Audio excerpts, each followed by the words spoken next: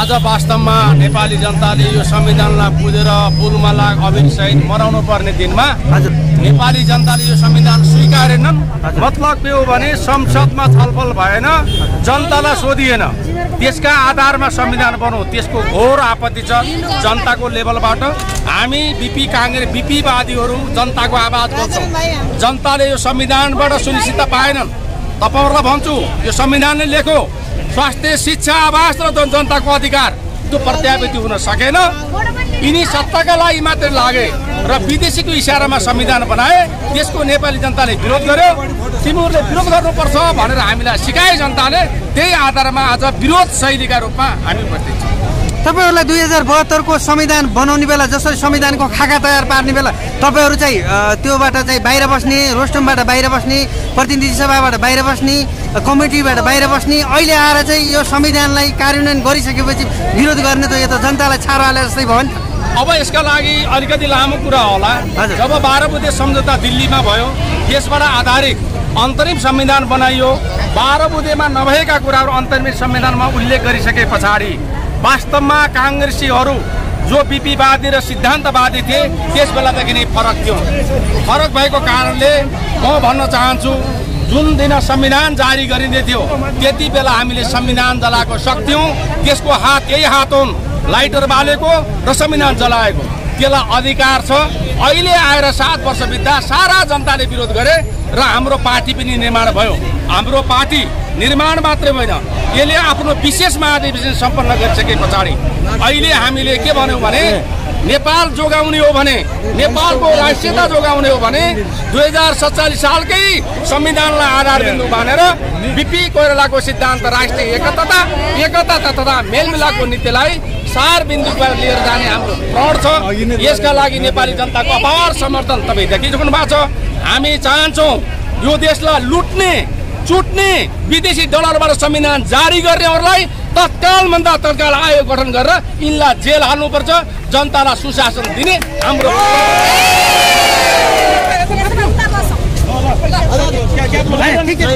निर्देशित परमादेश जारी गरेर आज प्रधानमन्त्री बनायो। भनेपछि यो 2072 को संविधान पूर्ण रूपले आजको अवस्था गइसकेको छ असफलताको हिसाबमा। र हामी बीपी काङ्ग्रेसले के भन्दै आएका छौँ भने सुरुदेखि नै हामीले 2046 को संविधानलाई परिमार्जन गरेर 72 का राम्रा धारा उपधाराहरू लिएर नयाँ अग्रगामी संविधान बनाउनुपर्छ। छोटो समय 6 महिनाभित्र नयाँ बनाउने हो भने यो दुईटा संविधानको फ्युजन गरेर चाहिँ नि राम्रा पक्षहरू लिएर चाहिँ छिटो र छरितो र व्यवहारिक किसिमको संविधान बनाएर देशलाई अग्रगामी विकास दिनुपर्छ भन्ने बीपी काङ्ग्रेसको थर हो। त्यसै सन्दर्भमा चाहिँ गणतन्त्र दिवसको दिन हामी हरेक वर्ष चाहिँ हामीले मसाल जुलुस गरेका थियौँ। यसपालि पनि हामीले विशाल मसाल जुलुस यही ठाउँमा गर्ने हाम्रो कार्यक्रम थियो। तर भाद्र 20 र 21 र 1 गते हामी चाहिँ विशेष अधिवेशनबाट अलिक थाक्या भएको हुनाले हाम्रो जुन कार्यक्रम आजको कार्यक्रम चाहिँ हामीले सभामा परिवर्तन गर्ने अन्तिममा। त्यस कारण आज हामी चाहिँ यो माइती मण्डलमा उपस्थित भएका छौँ र हामीलाई यो शेरबहादुरजीको शासन आएपछि हेर्नुहोस् बल्ल झन्डा लिएर आयो। गरीले झन्डा खोसेर राखे, हामी गएर झन्डा लिएर आएको फेरि अहिले यस्तो अवस्था हामीलाई गाह्रो छ। त्यही पनि हामी यो राष्ट्रियता, प्रजातन्त्र र समाजवाद पछाडि चाहिँ हामी कुनै हकमा हामी झुकेर हामी पछाडि पर्नेवाला छैन भन्ने तपाईँहरूलाई म यति भन्न चाहन्छु। र अब हामी विशेष अधिवेशनमा नयाँ कार्य समिति आएको छ।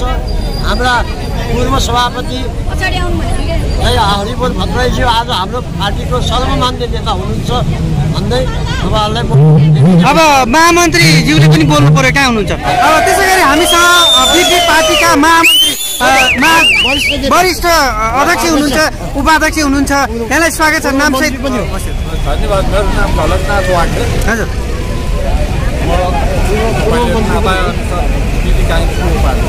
हजुर अहिले वरिष्ठ अध्यक्ष हुनुहुन्छ बीपी पार्टीको।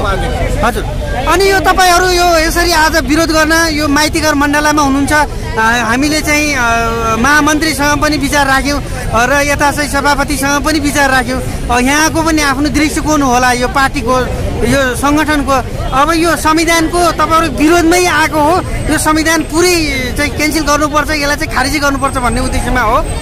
एकदम निश्चित रूपमा यो संविधान नेपालको मौलिक संविधान चाहिने घोर आपत प्रकट गर्दै यो सडकमा आज उपस्थित भएका छौँ। साथीहरू, त्यस कारणले पनि यो संविधान चाहिने अधुरो संविधान हो। यो संविधान चाहिने नेपाली जनताको चाहिने मुटुभित्र चाहिने असर पुर्याउने किसिमको र आघात पुग्ने किसिमको चाहिने संविधान हो भनेर म यसै ठाउँबाट चाहिने घोषणा गर्न चाहन्छु। त्यस कारणले पनि नेपाली कांग्रेस बीपी सडकमा आफ्नो झण्डा लिएर क्रान्तिकारी चाहिने घोषणा गर्न चाहन्छ।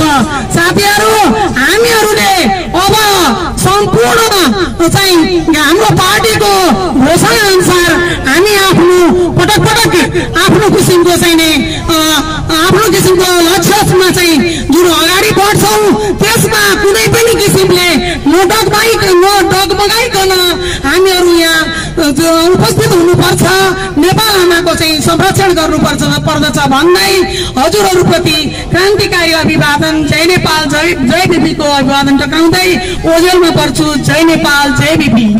पौडेलजीलाई सम्बोधन गर्दैन अनुरोध गर्दछु। देवेन्द्र प्रसाद पौडेल महामन्त्री।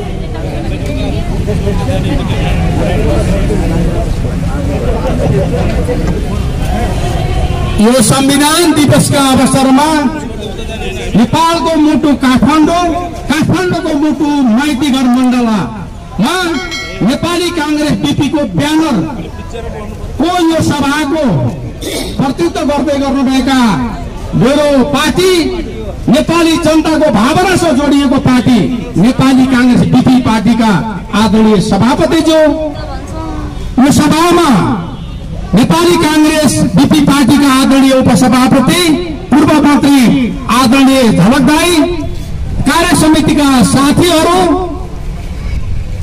भातृ संस्थाका साथीहरू, जुझारू युवा साथीहरूमा प्रथमतः म यो दिवसका अवसरमा, यो कालो दिवसका अवसरमा सबै नेपाली जनतालाई पस्ने, नेपाली राष्ट्रियता बच्ने जय नेपाल जय बीपीको नाराले म सम्बोधन गर्न चाहन्छु। म हिजो पनि बोलेको छु, म 10 वर्ष अगाडि पनि बोलेको छु, तर म फरक भूमिका फरक जिम्मेवारीले आज संविधान दिवसको 7औं वर्षको अवसरमा माइतीघर मण्डलमा नेपाली कांग्रेस बीपी पार्टीको महामन्त्रीका हैसियतले बोल्दैछु। यसो भन्दा मैले नेपाली कांग्रेस त सारा दुनियाँले चिन्नु भएको छ, जान्नु भएको छ, हामी त्यसकै सदस्य थियौँ होला, तर मैले नेपाली कांग्रेस बीपी भनेर यहाँ सम्बोधन गर्दै गर्दा मैले महामानव बीपी गरेर जसले राणा शासनको अन्त्य गरेर नेपालमा 75 उज्यालो बत्ती बाल्ने नेता, सुशासनको पर्यायवाची नेता, यो देशलाई समृद्धिको आधार बनाउनु पर्छ भनेर प्रजातान्त्रिक समाजवादको संसारको एउटा प्रवर्तक नेताको नामको रहेको पार्टीका हिसाबले म जिम्मेवारी नेपाली जनताको भावना बुझेर संक्षिप्त रूपमा केही कुरा राख्नेछु। स्वाभाविक रूपमा हामीलाई आउने जानु भएको छ, कसैले संविधान मान्छन् थाहा छैन, कसैले विधान मान्छन् थाहा छैन। हामी 72 को संविधान मान्दैनौँ तर नेपाली जनताको विधान मान्छौँ। त्यो कुरा कसरी हामी प्रमाण गर्न चाहन्छौँ भने यो कोरोना कहरले संसारका मानव जातिलाई आतताई बनाइरहेको बेलामा नेपाली कांग्रेस पार्टीले 6 वर्षमा महाधिवेशन गरिरहेको थिएन, नेकपा एमाले 9 वर्षभित्र महाधिवेशन गरिरहेको थिएन, नेकपा माओवादीले नेकपा एमाले यस्तै 9 वर्ष 8 वर्ष अधिवेशन गरेर नभइरहेको सन्दर्भमा नेपाली कांग्रेस बीपी उदाहरणीय पार्टीका रूपमा यही कोरोना कहर, यही नेपाली जनताका सामुमा आजभन्दा 2 दिन अगाडि यसले आफ्नो विशेष महाधिवेशन काठमाडौँमा 3 दिने सम्मेलन गरेर यसले हामीले प्रमाणित गरिसकेका छौँ। हामीले जनताले दिएको विधान, आफूले मान्ने विधान हामी पालक हौँ, तर हामी फेरि आज संविधानको विरोधमा छौँ। यो संविधान नेपालीले नेपालीको इच्छा अनुसार बनाएको भए हामी सेल्युट गरेर दीपावली गर्छौँ।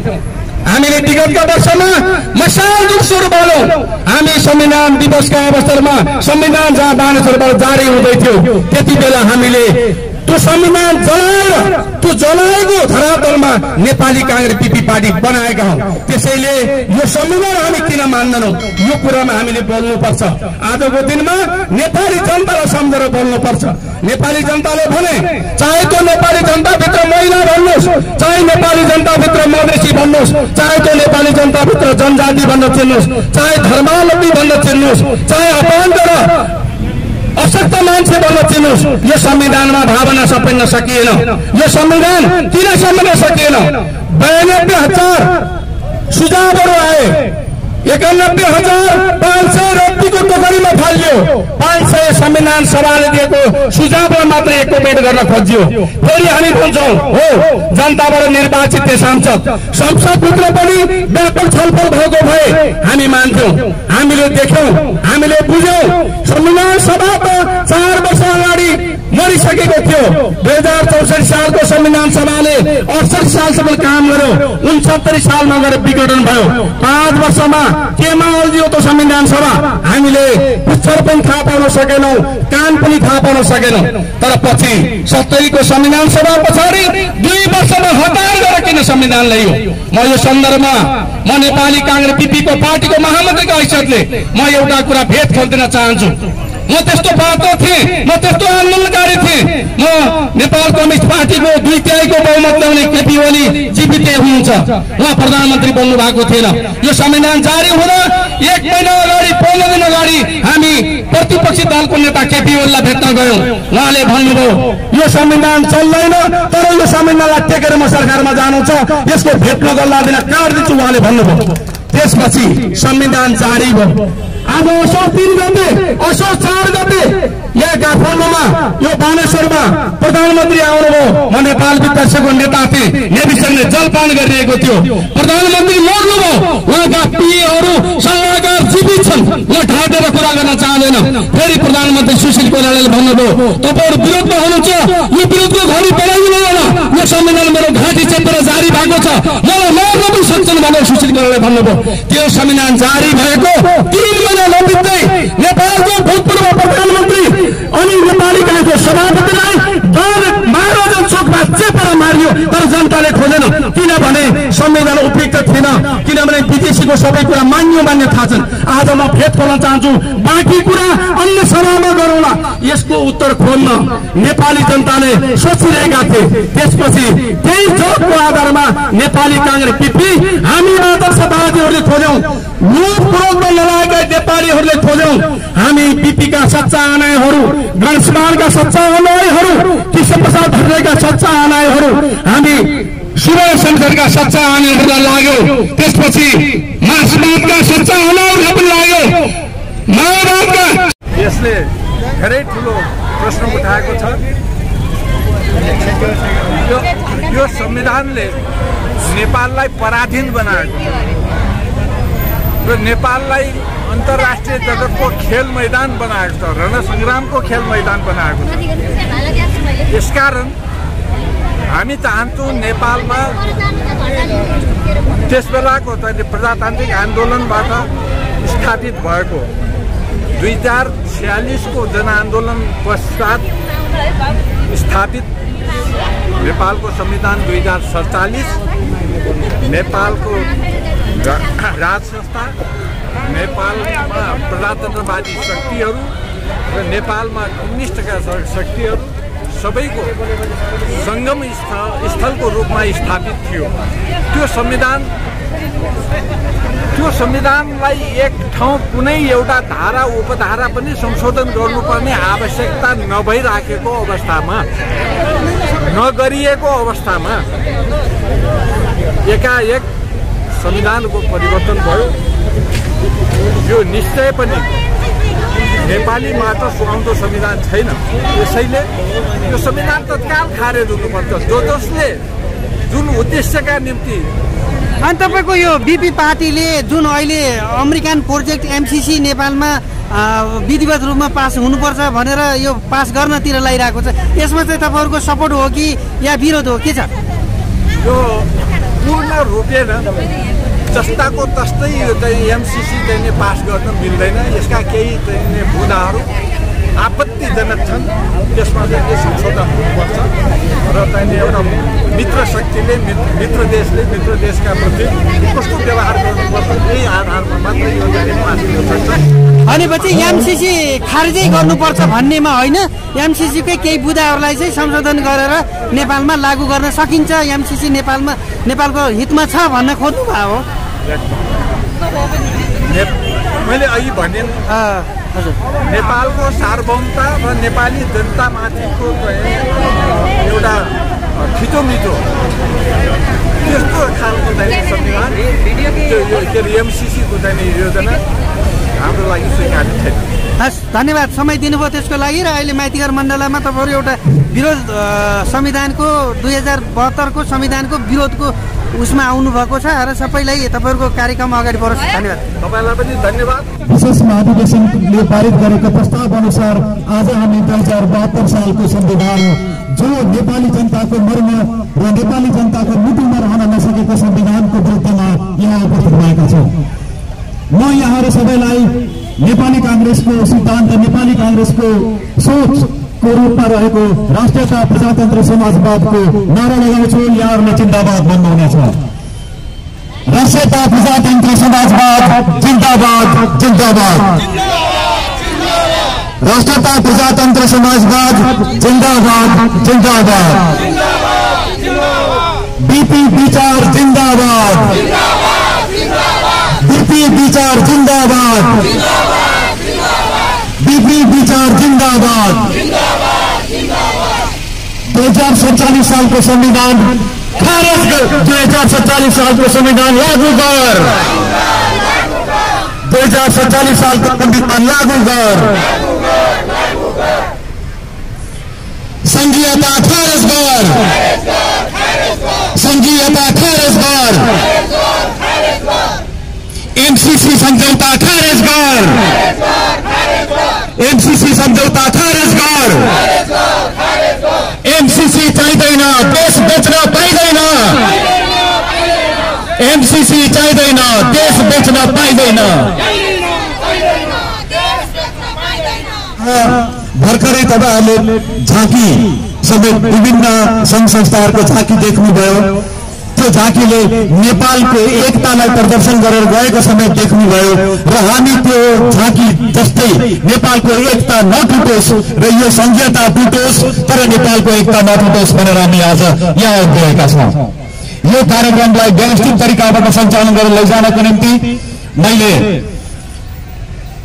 हाम्रो यो पूर्वसभामा सभापतित्व गर्दिन हाम्रो पार्टीका सभापति भर्खर निर्वाचित सभापति सुशील मान शेरचन्दजीलाई हार्दिक अनुरोध गर्दछु।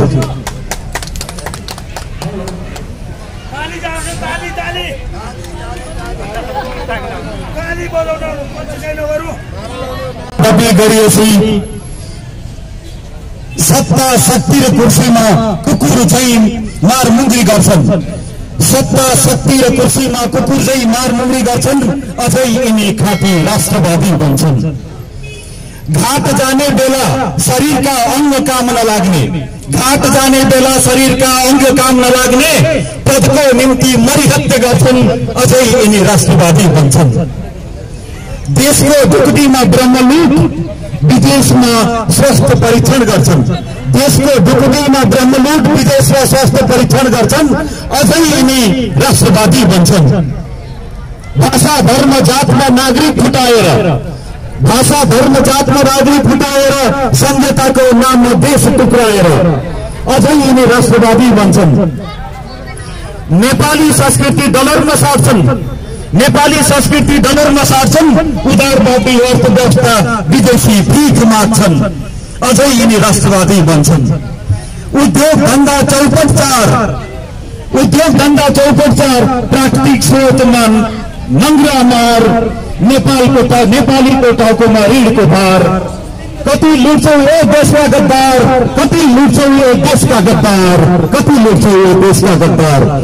म आजको यो हाम्रो नेपाली कांग्रेस बीपीको 2072 सालको संविधानको विरुद्धमा गरिएको यो सभामा सम्बोधन गर्दिनको निम्ति नेपाली कांग्रेस बीपी का महिला संघ सभापति इन्दिरा अधिकारीज्यूलाई हार्दिक अनुरोध गर्दछु।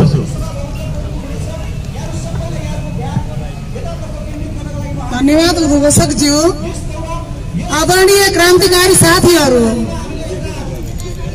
यस सभाका प्रमुख आदरणीय हाम्रा पार्टी सभापति लगायत सम्पूर्ण साथीहरूलाई क्रान्तिकारी जय नेपाल बीपीको अभिवादन। जय नेपाल बीपी। आदरणीय साथीहरू, हामी हाम्रो यस मुलुकमा जुन किसिमको चाहिँ ज्याजती भएको छ, नेपाल आमालाई यो सरकारले जुन किसिमले चाहिँ नङ्ग्याउने प्रयास गरेको छ, चाहे त्यो भ्रष्टाचारबाट होस्, चाहे त्यो एमसीसीबाट होस्, चाहे त्यो चाहिँ विभिन्न तह तबकाबाट होस्, यस संविधानलाई चाहिँ प्रयोग गरेर यो कालो दिवसको चाहिँ जुन किसिमको एउटा खोल ओढेर नेपाल आमालाई जुन किसिमले नङ्ग्याउँदै गरेको छ, त्यसमा हाम्रो पार्टी घोर भर्त्सना गर्दछ।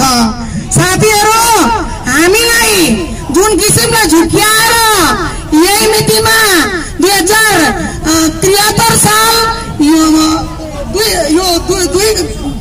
असोज 3 गते जुन कालो दिनको चाहिँ घोषणा गर्यो, त्यो दिन पनि हामीले यो दिनको लागि ठुलो विरोध गरेका थियौँ। हामी नयाँ बानेश्वर चोकमा हामीहरू चाहिने अनसन बसेका थियौँ। तथापि हामीहरूलाई चाहिने पुलिस प्रशासन लगाएर विभिन्न यातना दिएर यो किसिमको कालो दिनको घोषणा गरेकै हो। त्यो दिन सुन्ने दर्शना विलासीमा हामी पनि साक्षी नै छौँ। तसर्थ हाम्रो पार्टी यस कालो दिवसको जुन दिन हो, कालो संविधानको जुन किसिमको चाहिने मर्यादा छ, त्यसको जुन हामीले चाहिँ नचाहँदै पनि पालना गर्नु परेको छ, त्यसको घोर भर्त्सना गर्दछ। साथीहरू, चाहे त्यो पूर्वमा मेची होस्, चाहे त्यो पश्चिम महाकाली होस्, चाहे पहाड होस्, चाहे मधेस होस्, सम्पूर्ण जनताहरूको आँखामा कालो पट्टी लगाएर यो सरकारले यो संविधानमाथि टेकेर जुन ज्याजती गरेको छ नेपाली कांग्रेस बीपी, यसको लागि आपत प्रकट गर्दछ। एमसीसी पास गर्दैछ, त्यसको लागि पनि नेपाली कांग्रेस बीपी आपत प्रकट गर्दछ। साथीहरू, हामीले संवेदनशील हुने बेला आएको छ।